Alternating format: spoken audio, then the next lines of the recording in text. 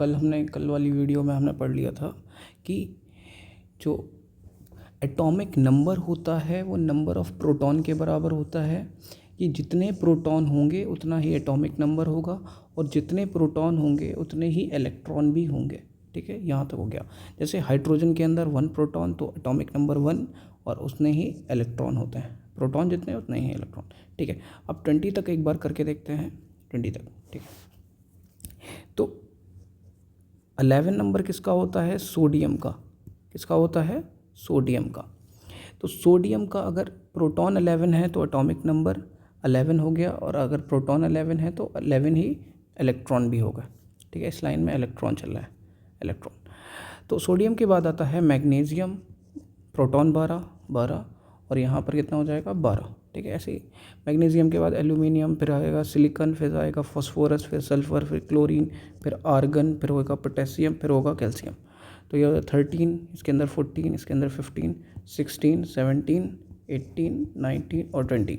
ठीक है, प्रोटॉन 13 तो 13 एटॉमिक नंबर, 14 प्रोटॉन, 14 15, ऐसे ही देखो 16 प्रोटॉन है तो 16 एटॉमिक नंबर हो जाएगा, 17 प्रोटॉन है तो 17 एटॉमिक नंबर, 18 प्रोटॉन है तो 18 एटॉमिक नंबर, 19 प्रोटॉन है तो 19 एटॉमिक नंबर और 20 प्रोटॉन है तो 20 एटॉमिक नंबर। उतने ही क्या हो जाएंगे? प्रोटॉन जितने उतने ही इलेक्ट्रॉन होते हैं, जितने प्रोटॉन उतने ही इलेक्ट्रॉन, जितने प्रोटॉन उतने ही इलेक्ट्रॉन होते हैं, उतने इलेक्ट्रॉन होते हैं। बात क्लियर हो गई? इसका स्क्रीनशॉट ले लो, इसका स्क्रीनशॉट ले लो। ठीक है, हाँ। तो अब हम क्या करते हैं? Electronic configuration. अब सुनो, इलेक्ट्रॉनिक कॉन्फ़िगरेशन का मतलब होता है, इलेक्ट्रॉनिक कॉन्फ़िगरेशन का मतलब होता है शेल्स के अंदर इलेक्ट्रॉन्स भरना, या जितने शेल्स के अंदर इलेक्ट्रॉन होते हैं। ठीक है, तो हाइड्रोजन के पास कितने इलेक्ट्रॉन हैं? सिर्फ यहाँ इलेक्ट्रॉनिक कॉन्फ़िगरेशन में इलेक्ट्रॉन्स की बात होगी। सिर्फ किसकी बात होगी? इलेक्ट्रॉन्स की। ठीक है, तो इस हाइड्रोजन के पास सिर्फ एक इलेक्ट्रॉन है, तो पहली शेल में कितने आएंगे? 1 आएगा। अब सुनो, तुम पहली शेल में सबसे ज़्यादा कितने आते हैं? पहली शेल में 2, दूसरी शेल में सबसे ज़्यादा आ सकते हैं 8, तीसरी शेल में सबसे ज़्यादा 8 और आखिरी वाली एन वाली शेल, आखिरी नहीं है, एन वाली शेल में कितने आएंगे? 18। तो तुम क्या करोगे? पहले के वाली शेल पूरी फिल करोगे। किसी के पास 2 इलेक्ट्रॉन है, इसके पास कितने इलेक्ट्रॉन है? हीलियम के पास 2, तो पहले उसकी के वाली शेल पूरी कर दो। अब वहीं पर बात करते हैं लीथियम की, तो तुम पहली शेल में 3 इलेक्ट्रॉन नहीं डाल सकते, क्योंकि आते ही नहीं है कि शेल 3 इलेक्ट्रॉन को एक्सेप्ट नहीं कर सकती। ठीक है, तो पहली शेल में 2 डालोगे, फिर एक एल वाली शेल में 1 बना दोगे, 1 इलेक्ट्रॉन डाल दोगे। अब देखते हैं हाइड्रोजन की एक ही इलेक्ट्रॉन होता है तो पहली वाली शेल में 1, ऐसे ही करते जाएंगे। अब आते हैं बेरिलियम के, 2 इलेक्ट्रॉन्स पहली वाली शेल में, दूसरी में 2। बोरॉन की पहली वाली शेल में 2, कितने हैं इलेक्ट्रॉन? हैं कितने? 5 इलेक्ट्रॉन हैं, तो 5 पहली शेल में 2 भर दिए, तो बचे कितने? 3 कौन सी वाली? एल वाली शेल में। अब पहली शेल में इसके 2 आएंगे तो दूसरी शेल में कितने आ जाएंगे? 4, 2 5, 2 6, 2 7 और 2 8। बात क्लियर हो गई? यहाँ तक हो गया। अब देखो 8 वाली एल वाली शेल में सबसे ज़्यादा कितने आ सकते हैं? 8 इलेक्ट्रॉन आ सकते हैं। तो तुमने 8 इलेक्ट्रॉन फिल कर दिए, अब जो आएगा वो आगे वाली शेल में आएगा। तो यहाँ देखते हैं सोडियम का, पहली शेल में 2, दूसरी में 8, फिर आगे वाली शेल में कर दोगे। वैसे ही 2 8 2 2 8 3 2 8 4 और ऐसे ही करते जाओगे, सो ऑन। 2 8 5 2 8 6 2 8 7 2 8 2 8 5 2 8 4 6, यहाँ पर हो गया 6 7, यहाँ पर 8 और 2, फिर 8 वाली शेल पूरी हो गई तो क्या करेंगे? 2 8 8 1 2 8 8 2। बात क्लियर हो गई? ठीक है, अब आते हैं हम वैलेंस इलेक्ट्रॉन की तरफ। किसकी तरफ आते हैं? Valence electron. वैलेंस इलेक्ट्रॉन का मतलब होता है आखिरी शेल में, आखिरी शेल के इलेक्ट्रॉन, आखिरी शेल के इलेक्ट्रॉन। आखिरी शेल में कितने इलेक्ट्रॉन हैं? देखो हाइड्रोजन की आखिरी शेल कौन सी है? एल वाली शेल तो है नहीं, कुछ है ही नहीं इसके में, तो आखिरी शेल कौन सी है? के वाली। के वाली में कितने इलेक्ट्रॉन है? 1। अब हीलियम की आखिरी शेल में 2। अब देखो यहाँ पर, देखो इसने अपने पूरे इलेक्ट्रॉन के वाली शेल के भर लिए हैं, तो ये सेटिस्फाई हो गया है, के वाली शेल में इसके पूरे फिल हो गए। भरना कितना होता है, 2 ही भरना होता है उसे, उसने भर लिया। लेकिन वैलेंस इलेक्ट्रॉन कितने हैं, 2 हैं। लिथियम के देखते हैं, ये फर्स्ट शेल है और ये लास्ट शेल। लास्ट शेल में कितना इलेक्ट्रॉन है, 1।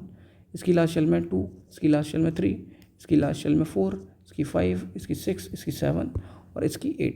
अब देखो इसकी लास्ट शेल, पहली, दूसरी और लास्ट शेल, 1 2 3, 3 हैं, 4 हैं। लास्ट शेल में कितने इलेक्ट्रॉन होते हैं, उसे कहते हैं वैलेंस इलेक्ट्रॉन, 6 7 और 8। ठीक है, इसकी लास्ट शेल कौन सी है, ये वाली 1 और 2। बात क्लियर हो गई। ठीक है, अब करते हैं वैलेंसी, बहुत इंपॉर्टेंट है। वैलेंसी का मतलब होता है इलेक्ट्रॉन्स का ट्रांसफ़र। कितने इलेक्ट्रॉन, उसकी आइटम की क्या कैपेबिलिटी है कि वो कितने इलेक्ट्रॉन डोनेट कर सकता है, और आइटम्स की कितनी कैपेबिलिटी है, क्षमता कितनी है कि वो इलेक्ट्रॉन एक्सेप्ट कर सकता है। कोई आइटम क्या करता है, इलेक्ट्रॉन डोनेट करता है, दूसरा वाला लेता है। जो लेने वाला है उसकी वैलेंसी नेगेटिव होती है।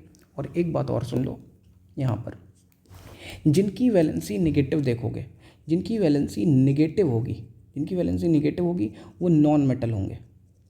क्या होंगे, नॉन मेटल होंगे। और नॉन मेटल हमेशा इलेक्ट्रॉन को एक्सेप्ट करते हैं।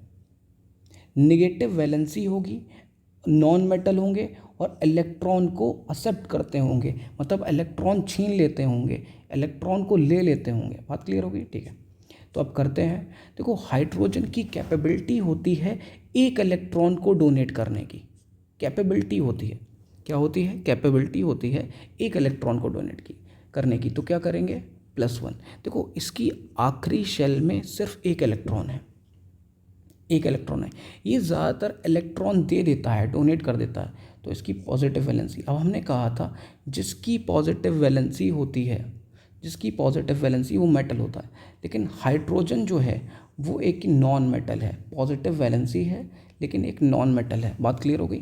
देखो, इसने हीलियम ने अपने लास्ट शेल में, जो इसकी शेल है K, सबसे ज़्यादा 2 ही इलेक्ट्रॉन आ सकते हैं और उसे उसने फिल कर लिया है, तो इसे इलेक्ट्रॉन ट्रांसफ़र करने की कोई ज़रूरत नहीं पड़ती।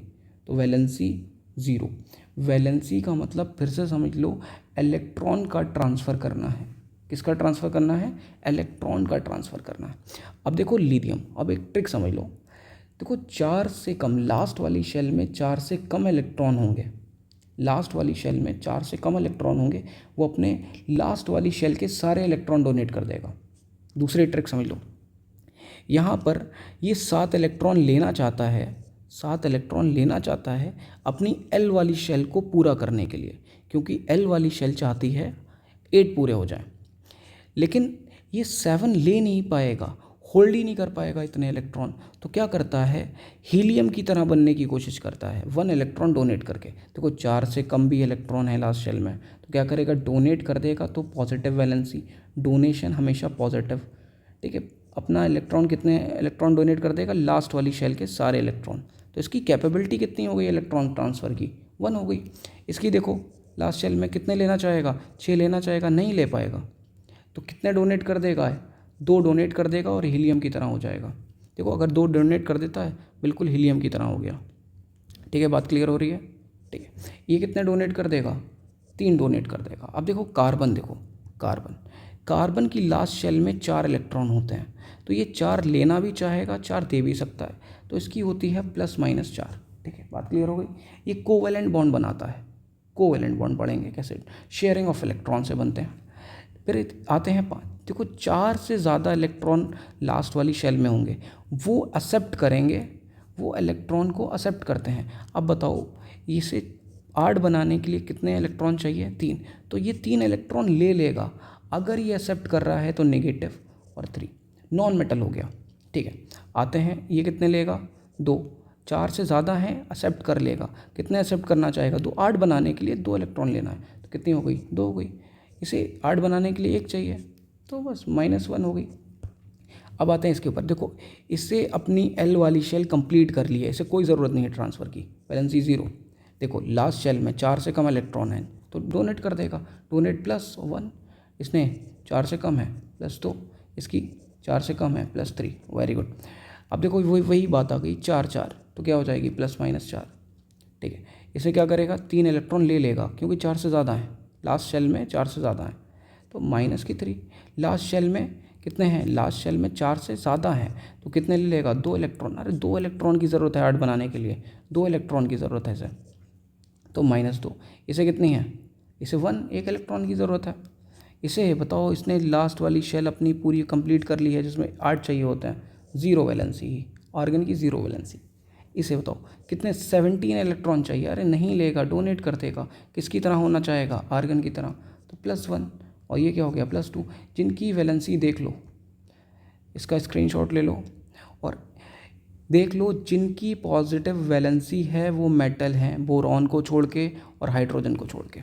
जिनकी पॉजिटिव वैलेंसी है, जिनकी पॉजिटिव वैलेंसी है वो क्या है, मेटल्स हैं, दीज आर मेटल। बोरॉन को छोड़ दो, मेटलाइट है, ठीक है। फिर आ जाओ, मेटल है, उसके अंदर मेटल और मेटल।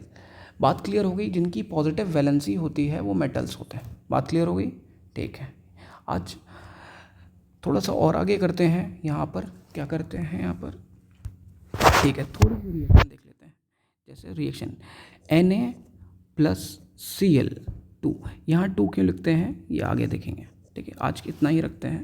देखो Na के नीचे Na की वैलेंसी, Cl के नीचे Cl की वैलेंसी। इसकी ट्रिक बता रहा हूँ मैं। सोडियम की वैलेंसी कितनी होती है, 1, और क्लोरीन की वैलेंसी देख लो 1 होती है। तो क्या बनाएगा, देखो सोडियम के नीचे 1, क्लोरीन के नीचे 1, क्रॉस मल्टीप्लाई करोगे और सोडियम के पास कितना जाएगा, सोडियम के पास जाएगा 1 और Cl के पास 1, और ये 1 1 लिखा नहीं जाता तो क्या बना देगा, सोडियम क्लोराइड, ठीक है। यहाँ सोडियम होता है सॉलिड, क्लोरीन होता है गैस, सोडियम क्लोराइड सॉलिड, ठीक है। ये हो गई तुम्हारी केमिकल रिएक्शन विद इक्वेशन, ठीक है। अब अगर हमें मैग्नीशियम और क्लोरीन की रिएक्शन करनी है, देखो क्लोरीन, अब मैग्नीज की वैलेंसी होती है 2, तो देखो मैग्नीशियम और क्लोरीन आपस में ऐड अप होना चाहेंगे तो यहाँ मैग्नीशियम लिख लिया करो और यहाँ क्लोरीन लिख लिया करो। तो मैग्नीशियम के पास चली जाएगी क्लोरीन की वैलेंसी, कितनी होती है 1, और क्लोरीन के पास जाएगी, क्लोरीन के पास मैग्नीशियम की वैलेंसी जो कि होती है 2, तो क्या बनाएगा, मैग्नीशियम क्लोराइड MgCl2। अब ये देखते हैं ये कैसे होता है आगे वाली वीडियो में।